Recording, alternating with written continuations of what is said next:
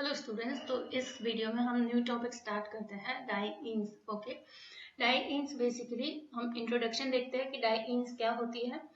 डाइईन्स aliphatic hydrocarbons होती है जिनमें दो carbon double bond carbon present होते हैं। ओके, जो जनरल फॉर्मूला होता है डाइईन का वो होता है CnH2n-2, राइट। इसके अलावा जो डाइईन होती है उसे हम साइक्लोएल्केन्स और एल्काइंस के आइसोमर भी कहते हैं। रिएक्शंस में आगे आगे जैसे बढ़ेंगे तब पता चलेगा कि इनको हम आइसोमर्स क्यों कहते हैं, साइक्लोएल्केन और एल्काइन के, राइट। तो ये था इंट्रोडक्शन कि डाइईन होता क्या है, राइट। नेक्स्ट देखते हैं कि नॉमेनक्लेचर किस तरह से करते हैं, डाइईन का नामकरण किस तरह से होता है। तो बेसिकली जो एल्केन होता है, ओके, एल्केन में से आप एनी हटा दे और उसकी जगह क्या लिख देंगे, डाइईन, बस सिंपल है।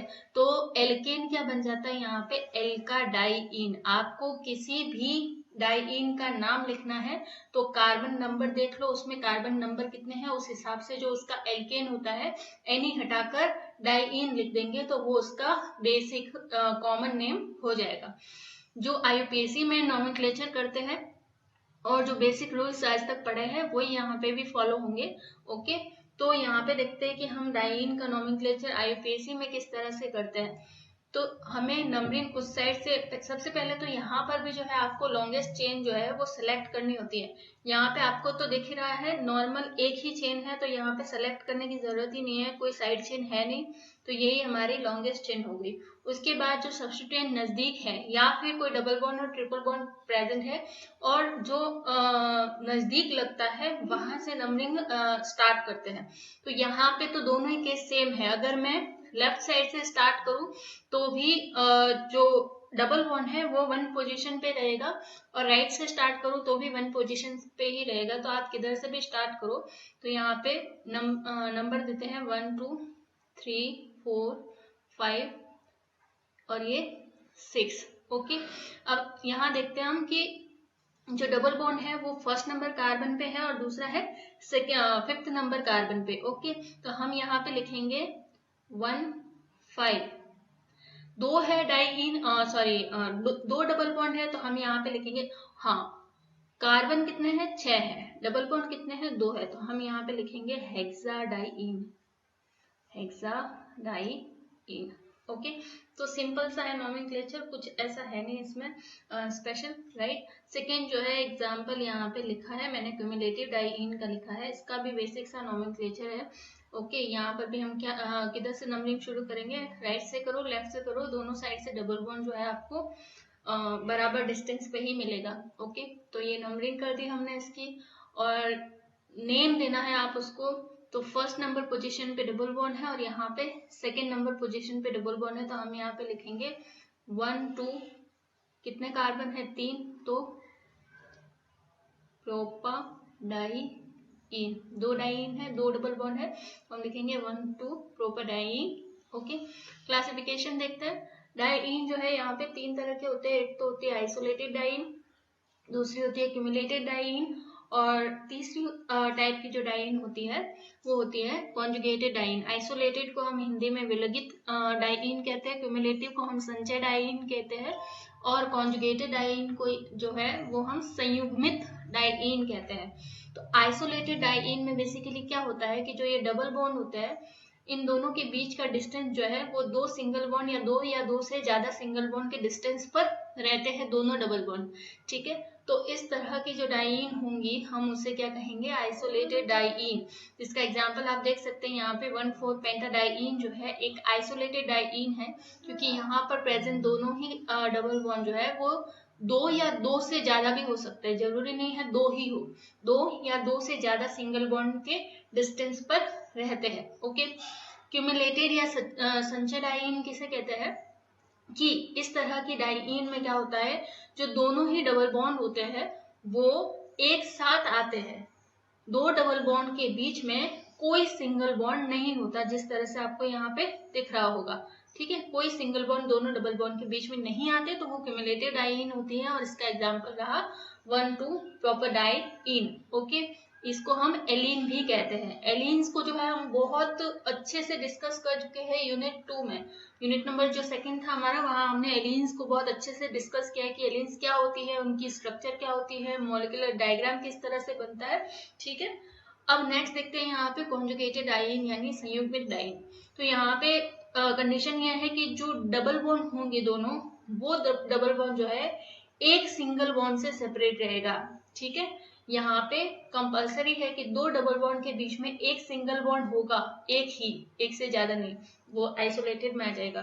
तो हम ऐसी डाइईन को कहेंगे कॉन्जुगेटेड डाइईन। इसका जो फेमस एग्जांपल है और बहुत ज्यादा आपको रिएक्शन में भी देखने को मिलेगा कि बहुत ज्यादा रिएक्शन करवाते हैं हम संयुग्मित डाइईन की बात करते तब। ओके, तो ये है 1,3-ब्यूटाडाइईन। ओके, तो ये 3 तरह की जो है डाइईन होती है। वर्गीकरण कर लिया हमने कि 3 तरह की डाइईन होती है और वो किस तरह से होते हैं हमने डिस्कस किया। नेक्स्ट देखते हैं relative stabilities of diene. Okay, ये जो तीनों तरह की डाइईन पड़ी है उनमें सबसे ज्यादा स्टेबल डाइईन कौन सी है और कम स्टेबल डाइईन कौन सी है, वो हमें यहाँ पे देखना है। तो on the basis of hydrogenation energy, इनकी स्टेबिलिटी हम कैसे डिसाइड करेंगे, हाइड्रोजनेशन एनर्जीज को देखते हुए हम इनकी स्टेबिलिटी डिसाइड करेंगे। जिस भी डाइईन की हाइड्रोजनेशन एनर्जी बहुत ज्यादा कम होंगी उसे हम कहेंगे कि ये सबसे ज्यादा स्टेबल डाइईन है। ओके, तो यहाँ पे हमने सबसे पहले आइसोलेटेड डाइईन ली है। अगर आप नोटिस करेंगे तो देखो आइसोलेटेड डाइईन ली है, 2 सिंगल बॉन्ड है बीच में। ठीक है, तो आइसोलेटेड डाइईन का जो आपने प्लेटिनम कैटलिस्ट की प्रेजेंस में जो है हाइड्रोजनेशन करवाया है। हाइड्रोजनेशन बेसिकली क्या है, ये जो डबल बॉन्ड है यहाँ पे ये टूट के इधर शिफ्ट होते हैं और यहाँ पे क्या लग जाती है, इस कार्बन पर एक हाइड्रोजन लग जाएगा, इस कार्बन पे भी एक हाइड्रोजन लग जाएगा। इसी तरह से यहाँ पे एक जो डबल बॉन्ड है ये भी टूटेगा और एक हाइड्रोजन यहाँ लगेगा, एक हाइड्रोजन यहाँ लगेगा।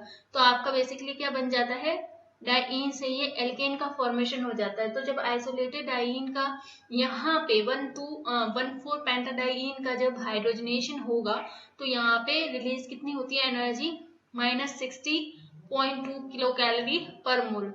माइनस मतलब रिलीज हो रही है। ठीक है, तो यहाँ पे हम कहेंगे कि 60.2 किलो कैलोरी पर मोल जो है एनर्जी लगती है हाइड्रोजनेशन में।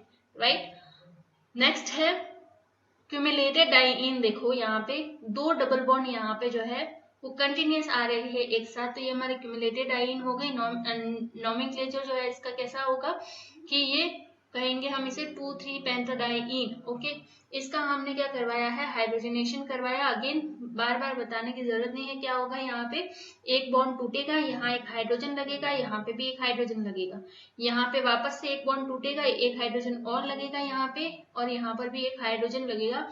तो बेसिकली आपको जो है यहाँ पे एक एल्केन का फॉर्मेशन हो जाएगा और इसमें जो एनर्जी लगती है वो कितनी लगती है, 70.5 किलो कैलोरी पर मोल। इसी तरीके से 1,3 पेंटाडाइईन, देखो 2 डबल बॉन्ड एक सिंगल बॉन्ड से सेपरेट है तो कॉन्जुगेटेड। तो 1,3 पेंटाडाइईन का हाइड्रोजनेशन करवाया तो यहाँ एनर्जी लगी 54.1 किलो कैलोरी पर मोल। तो सबसे कम एनर्जी जिसमें लगेगी वो मोस्ट स्टेबल होगा। ओके, तो हम यहाँ पे कहते हैं कि स्टेबिलिटी ऑफ डाइईन से यहाँ हाइड्रोजनेशन एनर्जी से क्या पता चला कि सबसे कम किसमें लगती है, कॉन्जुगेटेड डाइईन में लगती है। तो ये हमारा क्या है, मोस्ट स्टेबल डाइईन है। इसके बाद जो है आइसोलेटेड डाइईन है, क्योंकि आइसोलेटेड डाइईन के लिए एनर्जी जो है वो क्यूमुलेटेड डाइईन से तो कम होती है। राइट, तो आइसोलेटेड डाइईन जो है उसके बाद स्टेबल है। देन सबसे लास्ट में क्यूमुलेटेड डाइईन लीस्ट स्टेबल होती है। ओके फाइन, ये हो गया रिलेटिव स्टेबिलिटी ऑफ डाइईन्स। नेक्स्ट देखते हैं टॉपिक हमारा मेथड ऑफ प्रिपरेशन ऑफ डाइईन्स। तो सबसे पहले हम क्यूमुलेटेड डाइईन या फिर संचय डाइईन का जो प्रिपरेशन है वो किस तरह से होता है, किस तरह से हम बनाते हैं क्यूमुलेटेड डाइईन, वो देखते हैं। तो पहले तो यहाँ पर जो रिएजेंट या फिर सबस्ट्रेट आप कहे, सॉरी सबस्ट्रेट हम जो यूज करेंगे वो है 1,2,3 ट्राइब्रोमोप्रोपेन। ओके, अब इस 1,2,3 ट्राइब्रोमोप्रोपेन की रिएक्शन जो है बेस के साथ करवाते हैं, हीट करते हुए KOH के साथ करवाते हैं। तो आपको यहाँ पे कुछ इस तरह का प्रोडक्ट फॉर्मेशन होता है। ओके, क्या होगा देखो, यहाँ पे सिंपली ये होता है कि इसको इस तरह से लिख देते हैं हम। ओके, ये मैंने हाइड्रोजन लिख दिया नीचे, ये Br ऊपर लिख देती हूँ, ठीक है। तो यहाँ पे क्या होता है कि जब QH के साथ हीट करते हैं इसको, तो यहाँ से एक HBr निकल जाता है और यहाँ पे इस कार्बन के बीच में क्या कार्बन और कार्बन के बीच में क्या बन जाता है, एक बॉन्ड फॉर्मेशन हो जाता है, ठीक है। तो ये बनेगा। अब क्या होगा, उसकी रिएक्शन वापस से अल्कोहल की प्रेजेंस में जिंक के साथ करवाते हैं, तो ये जो Br होते हैं दोनों, ये Br भी यहाँ से रिलीज हो जाते हैं, ठीक है। और क्या बना देंगे, ZnBr2 का फॉर्मेशन कर देंगे। ZnBr2 निकल जाएगा। जैसे ही ये Br दोनों निकलेंगे यहाँ से, ये यहाँ पे इसके बीच में डबल बॉन्ड का फॉर्मेशन हो जाता है और एक क्यूमुलेटिव डाइईन का यहाँ पे फॉर्मेशन हो जाएगा, ठीक है। तो इस तरह से 1,3-ब्यूटाडाइईन की उपस्थिति में 1,3-ट्राइब्रोमोप्रोपेन के साथ हम रिएक्ट करवा के क्यूमुलेटेड डाइईन का फॉर्मेशन कर सकते हैं। ओके, चलो नेक्स्ट देखते हैं हम यहाँ पे from hello alkenes. Okay, from hello alkenes. अब यहाँ पे हेलो एल्कीन्स का मतलब क्या है, हेलोजन। हेलोजन कोई भी हो सकता है, क्लोरीन, ब्रोमीन, आयोडीन, राइट। अब यहाँ पे देखो कि ये लगा हुआ है 3 नंबर कार्बन पे हेलोजन। ओके, यहाँ से ये HX निकल जाएगा। क्या होगा, HX निकल जाएगा। कब, जब बेस के साथ रिएक्ट करवाएंगे तो HX यहाँ से निकल जाएगा और HX निकलते ही यहाँ पे इसके बीच में बॉन्ड फॉर्मेशन हो जाएगा, ये रहा। इस तरह से क्यूमुलेटेड डाइईन का फॉर्मेशन हो जाता है। ओके, इसी तरह से सेकेंड टाइप का भी एक हेलो एल्केन है हमारे पास। यहाँ से भी क्या निकल जाता है, HX निकल जाता है बेस की प्रेजेंस में। तो यहाँ से भी क्या होगा, यहाँ डबल बॉन्ड का फॉर्मेशन हो जाएगा यहाँ पे दोनों कार्बन के बीच में और ये क्यूमुलेटिव डाइईन बन जाता है। ओके, नेक्स्ट है टर्मिनल एल्काइंस की उपस्थिति में किस तरह से क्यूमुलेटिव डाइईन का फॉर्मेशन होता है। तो ये क्या है, टर्मिनल एल्काइन, मतलब कि जहां पे चेन कंप्लीट होती है। अब यहाँ पे जो है आप CH3 ही है, मान लो यहाँ पे लंबी चेन भी हो सकती थी, तब भी हम ये क्या है, एक तरह का टर्मिनल एल्काइन है, ठीक है। जहाँ पे चेन एंड होती है वहां पे एल्काइन ग्रुप लगा होगा। ओके, तो ये हमारा है एक प्रोपाइन। प्रोपाइन की रिएक्शन एल्कोहलिक बेस की प्रेजेंस में करवाते हैं, ठीक है। तो वहां पे क्या बनता है हमारे यहाँ, क्यूमुलेटिव डाइईन। देखो ये रिएक्शन किस तरह से होगी, ये मान लो कि हमारा है CH2, ये H, ठीक है। ये CH3 को आप इस तरह से लिख सकते हैं। ओके, अब क्या हुआ देखो, यहां से एक हाइड्रोजन निकला और यहाँ पे शिफ्ट हुआ। जैसे ही यहाँ पे शिफ्ट हुआ, यहाँ पे इस कार्बन पर क्या हुआ, इलेक्ट्रॉन डेंसिटी बढ़ गई, तो ये क्या किया, इलेक्ट्रॉन इधर शिफ्ट किया। ओके, तो यहाँ से यहाँ पे डबल बॉन्ड का फॉर्मेशन हो गया इस तरह से। ओके, और ये जो हाइड्रोजन निकला है वो कहाँ जाके लगा आगे, वो जाके लगा इस वाले कार्बन पे, ठीक है, इस वाले कार्बन पे लग गया। तो हम यहाँ से कहेंगे कि उस वजह से यहाँ पे क्या बन गया, क्यूमुलेटिव डाइईन, जिसे हमें एलिन भी कह रहे हैं यहाँ पर। ओके, ठीक है। तो ये प्रोपाइन से आप बना सकते हैं क्यूमुलेटिव डाइईन। रिएक्शन का मैकेनिज्म समझ में आ गया किस तरह से होता है। बेस है, ठीक है, यहाँ से प्रोटॉन निकालेगा तो यहाँ पे इलेक्ट्रॉन इधर शिफ्ट होंगे, फिर इलेक्ट्रॉन, ये बॉन्ड के इलेक्ट्रॉन इधर शिफ्ट होंगे और ये जो है आके इस पे लग जाएगा, ठीक है। तो ये डबल बॉन्ड 2 बन जाते हैं और फाइनली एलीन का फॉर्मेशन होता है। क्लियर। नेक्स्ट देखते हैं फ्रॉम एल्काइन, फ्रॉम एल्किनाइन। एल्किनाइन मतलब एल्काइन ग्रुप भी है और जो डबल बॉन्ड है वो भी है, ठीक है। एल्कीन ग्रुप भी है और एल्काइन ग्रुप भी है। तो यहाँ पे देखो ये रिएक्शन किस तरह से होती है। सबसे पहले ये है, हाँ, HX के साथ रिएक्शन करवाएंगे हम यहाँ पे सबसे पहले। ओके, HX के साथ रिएक्शन कराने पर क्या होता है, देखो ये बॉन्ड हमारा शिफ्ट होगा, एक मिनट, ये बॉन्ड शिफ्ट होगा इधर और ये वाला जो बॉन्ड है हमारा शिफ्ट होगा इधर। तो इस पर क्या आ जाएगा, माइनस चार्ज आ जाएगा और इस पर क्या आ जाएगा, प्लस चार्ज आ जाएगा। HX में क्या है, ये प्रोटॉन है, ठीक है, और ये माइनस है, तो माइनस जाके कहाँ लगेगा, इधर लगेगा, ओके, और H जाके कहाँ लगेगा, इधर लगेगा, राइट। तो फाइनली फिर यहाँ पे क्या बन जाता है, यहाँ पे H आके लग जाएगा, यहाँ से बॉन्ड इधर शिफ्ट हो ही गया था, तो यहाँ पे एक डबल बॉन्ड बन जाता है, ये ट्रिपल बॉन्ड का एक बॉन्ड शिफ्ट हो गया था, तो यहाँ डबल बॉन्ड रह गया, तो इस तरह से यहाँ पर भी ये क्यूमुलेटिव डाइईन का फॉर्मेशन हो गया, ओके। तो एल्किनाइंस की को यूज करते हुए भी हम क्यूमुलेटिव डाइईन का फॉर्मेशन कर सकते हैं। इसके बाद नेक्स्ट देखते हैं कि डाई हेलो साइक्लोप्रोपेन का फॉर्मेशन किस तरह से, डाई हेलो साइक्लोप्रोपेन को यूज करते हुए किस तरह से डाइईन का फॉर्मेशन हो सकता है। तो यहाँ पे जो है हमारे एक इंटरमीडिएट भी यूज होगा, कार्बीन, ठीक है। कार्बीन को बनाना हमें पता है, बहुत अच्छे से हमने इंटरमीडिएट्स पढ़े हैं। तो CH-Br3 की रिएक्शन KOH के साथ करवाते हैं, तो यहाँ पे आपको एक कार्बीन मिलती है, ओके, साइड प्रोडक्ट के रूप में KBr और H2 निकलता है। अब यही कार्बीन जो है एल्कीन पर आके रिएक्ट करती है, इस तरह की रिएक्शन हमने खूब पढ़ी है लास्ट वाली यूनिट में, ठीक है। तो यहाँ पे ये जो है आके रिएक्ट करेगा, ये मान लो कि इधर शिफ्ट हुआ एक इलेक्ट्रॉन, इधर शिफ्ट हुआ, ये CBr और ये CBr, एक इलेक्ट्रॉन था यहाँ पे, ठीक है, इसने इससे बॉन्ड बनाया, इसने इससे बॉन्ड बनाया, तो इस तरह से जो है एक तरह का साइक्लोप्रोपेन डाई हेलो साइक्लोप्रोपेन का फॉर्मेशन हो गया, ओके। अब इस डाई हेलो साइक्लोप्रोपेन की जो रिएक्शन है वो हम किसके साथ करवाते हैं, मैग्नीशियम के साथ करवाते हैं ईथर के प्रेजेंस में, ओके। ईथर यहाँ पे एक तरह से कहें कि सॉल्वेंट का काम करता है, तो हम यहाँ पे कहेंगे कि फिर इस मैग्नीशियम के साथ रिएक्ट करवाने पर इस डाइहेलो साइक्लोप्रोपेन का हमारे पास क्यूमुलेटिव डाइईन का फॉर्मेशन हो जाता है, ओके। तो ये कुछ 5 मेथड थे जिससे आप क्यूमुलेटिव डाइईन का फॉर्मेशन करवा सकते हैं, ओके।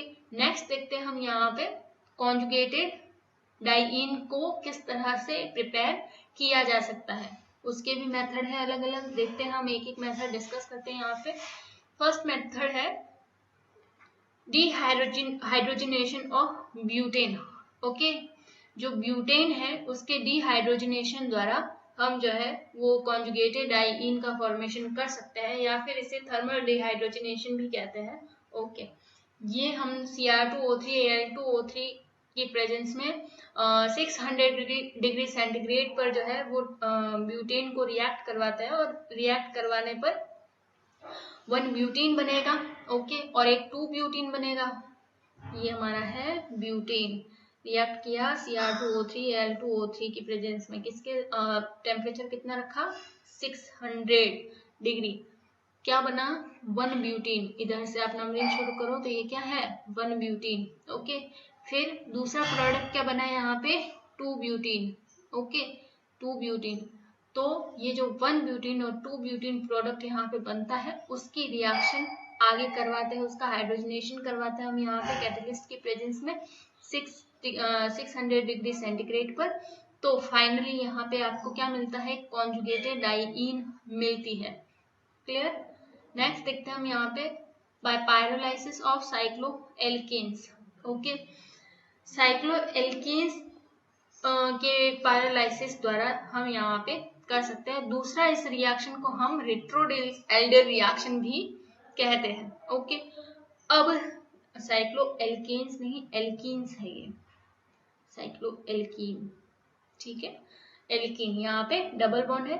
दूसरा इसको मैं कह रही थी रेट्रोडेल्डर रिएक्शन भी कहते हैं। जो हमने डाइईन का जो प्रोडक्ट मिला था, आपने जब मैंने डेल्डर रिएक्शन पढ़ाई थी तो उसमें कुछ इस तरह की रिएक्शन भी हमने पढ़ी थी, और वहां पे आपने कुछ रिएक्शन इस तरह से पढ़ी थी कि ये हमारा था डाइइनोफाइल था, ये हमारा डाइईन था, और रिएक्शन हमने इस तरह से पढ़ी थी कि इसकी रिएक्शन कराने पर ये बनता है, पर एक्चुअल में ये हमारा क्या है, साइक्लोएल्कीन है। यहाँ पर जो है रेट्रोडेल्डर रिएक्शन होगी, यानी कि ऑपोजिट रिएक्शन होगी, और वो भी किसकी प्रेजेंस में होगी, निक्रोम की प्रेजेंस में होगी, ठीक है। ठीक है, तो किस तरह से ये बॉन्ड शिफ्ट होंगे, यहाँ पे ये बॉन्ड शिफ्ट होगा यहाँ पे, जिस वजह से ये बॉन्ड शिफ्ट हो जाएगा यहाँ पे, और फाइनली ये बॉन्ड शिफ्ट होगा यहाँ पे।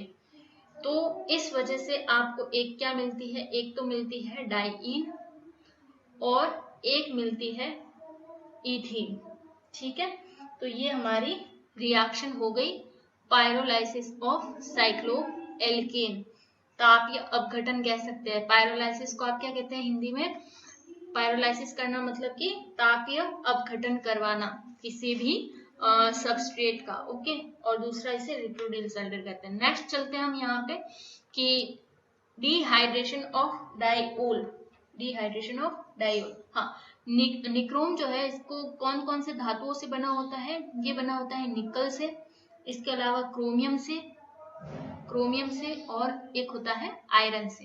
ठीक है, तो निक्रोम जो है वो इन तीनों धातुओं की मिश्र धातु होती है। फाइन। थर्ड जो है मेथड यहाँ पे डिहाइड्रेशन ऑफ डाइओल्स। पहला लिया है diol, butane 1,3 diol. Okay, butane 1,3 diol कितने हैं?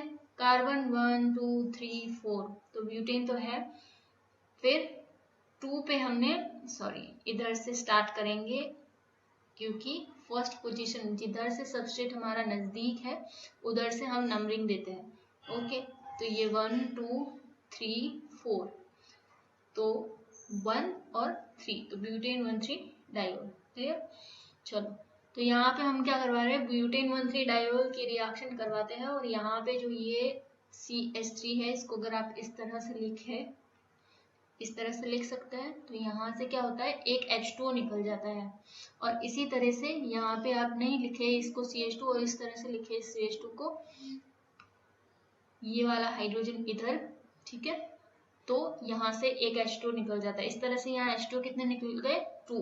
और जैसे ही यहाँ से H2 निकल गए, यहाँ पे एक बॉन्ड फॉर्मेशन होगा, एक बॉन्ड फॉर्मेशन यहाँ पे होगा।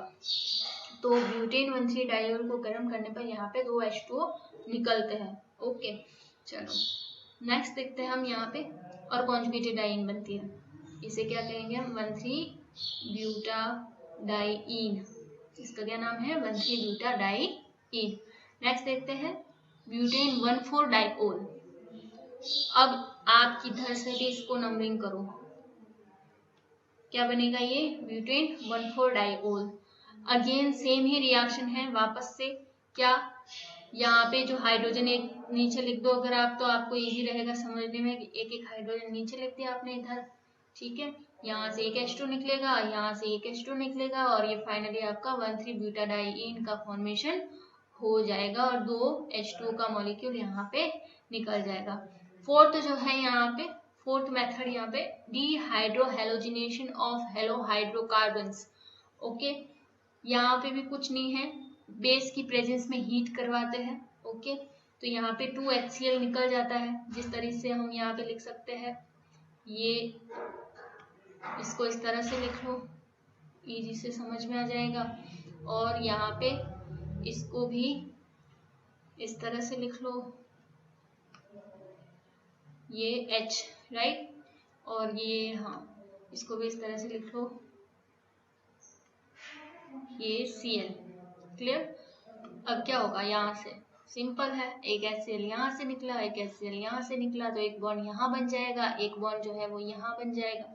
तो फाइनली आपका जो प्रोडक्ट बनेगा वो क्या बनेगा? 2 मिथाइल 1,3 ब्यूटाडाइईन, और ये यहाँ से 2 HCl निकल जाएगा। बेसिकली इसका जो दूसरा नाम है, इसे कॉमन नेम से पुकारते हैं, वो है इसका कॉमन नेम आइसोप्रीन। फाइन, चलो नेक्स्ट देखते हैं फिफ्थ मेथड यहाँ पे फ्रॉम एसीटोन। तो एल्काइन की रिएक्शन जो है वो हम करवाते हैं एसीटोन के साथ। तो जब एसीटोन के साथ रिएक्शन करवाते हैं तो यहाँ से बेसिकली क्या होता है, एक प्रोटोन निकल जाता है, और प्रोटोन निकलने की वजह से ये हमारा जो बनेगा वो क्या बनेगा? इस तरह से। यहाँ पे क्या होता है, ये सीधा अटैक करता है इस वाले कार्बन को, और यहाँ से इलेक्ट्रॉन शिफ्ट हो जाते हैं इधर। तो यहाँ से जो प्रोटोन निकला है वो कहाँ लग जाएगा? ये हाइड्रोजन पे यहाँ लग जाएगा, ये सिंगल बॉन्ड बन जाएगा, और फाइनली आपका प्रोडक्ट क्या बनता है? ये। फिर इसका आगे वापस से पार्शियल रिडक्शन करवाते हैं हम, किसकी प्रेजेंस में? रिडक्शन करवाने के लिए कौन सा रिएजेंट यूज होता है? निकल के प्रेजेंस में रिडक्शन करवाते हैं। निकल यहाँ पे एज ए कैटलिस्ट यूज होता है, H2, ठीक है। अब रिडक्शन हमने किसका करवाया है? रिडक्शन इस साइट पे हुआ है। तो जब रिडक्शन करवाते हैं तो क्या होता है, बॉन्ड जो है वो डिक्रीज हो जाता है यहाँ पे। तो ये बॉन्ड टूट जाएगा, यहाँ से ये वाला बॉन्ड टूट जाएगा, एक हाइड्रोजन यहाँ लग जाएगा, एक हाइड्रोजन यहाँ लग जाएगा। तो फाइनली आपका यहाँ पे एल्काइन से क्या बन जाता है? एल्कीन। ओके। फिर उसके बाद जो है Al2O3 के साथ रिएक्ट करवाते हैं हम इसको।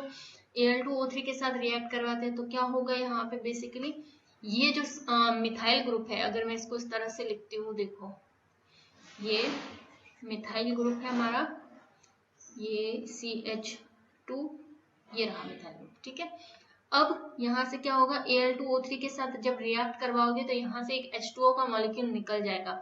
जैसे यहाँ से निकलेगा तो इसके बीच में यहाँ एक बॉन्ड फॉर्मेशन हो जाएगा और फाइनली आपका आइसोप्रीन बन जाता है। आइसोप्रीन ये भी क्या है, डाइईन ही है, देखो वो भी कैसी, कॉन्जुगेटेड डाइईन। ये दो डबल बॉन्ड के बीच में ओनली एक सिंगल बॉन्ड है, तो ये हमारी कॉन्जुगेटेड डाइईन। तो इस तरह से आप कॉन्जुगेटेड डाइईन का फॉर्मेशन करवा सकते हैं, प्रिपेयर कर सकते हैं। ओके, नेक्स्ट चलते हैं हम प्रिपरेशन ऑफ आइसोलेटेड डाइईन। दो मेथड है यहाँ पे आइसोलेटेड डाइईन को प्रिपेयर करने के लिए। एक तो है डीहाइड्रोहेलोजिनेशन ऑफ डाइहेलोएल्केन्स। यहाँ पे डीहाइड्रोहेलोजिनेशन करना है, कोई नई बात नहीं है, अब तक जैसे किया है वैसे ही करना है, बिल्कुल वही मेथड है, यहाँ पे कुछ भी नया नहीं है, ठीक है। लगभग एक जैसी रिएक्शंस है सारी। ये रिएक्शन HBr यहाँ से निकला, एक HBr यहाँ से निकला, बेस की प्रेजेंस में रिएक्शन हुई है, वो भी कैसा, अल्कोहलिक बेस की प्रेजेंस में रिएक्शन हुई है। तो यहाँ पे क्या बना, एक न्यू बॉन्ड बन गया, यहाँ पे जैसे HBr निकला यहाँ पे भी एक न्यू बॉन्ड बन गया और फाइनली ये हमारा 1,4 पेंटाडाइईन का फॉर्मेशन हुआ और 2 HBr निकल गया, ठीक है। तो ये बन गया हमारा आइसोलेटेड डाइईन। इसके बाद जो है दूसरा और मेथड है by Wurtz reaction. Wurtz reaction को यूज करते हुए भी हम आइसोलेटेड डाइईन बना सकते हैं। देखो किस तरह से, हमने यहाँ पे जो है एक सबस्ट्रेट लिया है, एक ही सबस्ट्रेट के दो मॉलिक्यूल लिए हैं यहाँ पे, ठीक है। अब जो है मैग्नीशियम मेटल की प्रेजेंस में हम यहाँ पे रिएक्शन करवाते हैं, ठीक है। मैग्नीशियम मेटल की प्रेजेंस में रिएक्शन करवाते हैं। ये आपका कोई एलाइल क्लोराइड है, एलाइल क्लोराइड, ठीक है।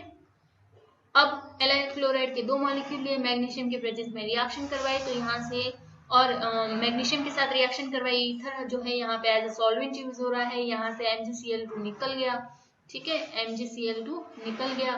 तो फाइनली यहाँ पे क्या बना है, इस कार्बन के बीच में और इस कार्बन के बीच में यहाँ पे बन गया बॉन्ड, ये जो न्यू बॉन्ड बना है, ठीक है। और यहाँ पे आप देखोगे कि ये डबल बॉन्ड है हमारा, ये डबल बॉन्ड है, दोनों के बीच में दो सिंगल बॉन्ड आ गए हैं, ठीक है। तो ये क्या बना हमारा आइसोलेटेड डाइईन। नाम क्या देंगे हम इसे, 1,5 हेक्सा डाइईन, क्लियर। तो इस तरह से इन सब मेथड्स को यूज करते हुए आप आराम से जो है वो isolated diene, cumulated diene, conjugated diene आदि का फॉर्मेशन कर सकते हैं।